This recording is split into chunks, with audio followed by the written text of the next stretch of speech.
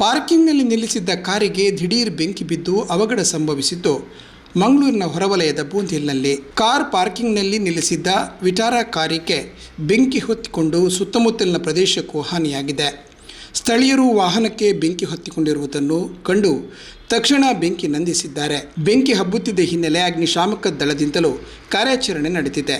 ಯಾವುದೇ ಪ್ರಾಣಾಪಾಯ ಇಲ್ಲದೆ ಎಲ್ಲರೂ ಪಾರಾಗಿದ್ದಾರೆ. ಪಾರ್ಕಿಂಗ್ ಸ್ಥಳದಲ್ಲಿದ್ದ ಕೆಲವೊಂದು ಸುತ್ತುಗಳಿಗೂ ಹಾನಿಯಾಗಿದೆ.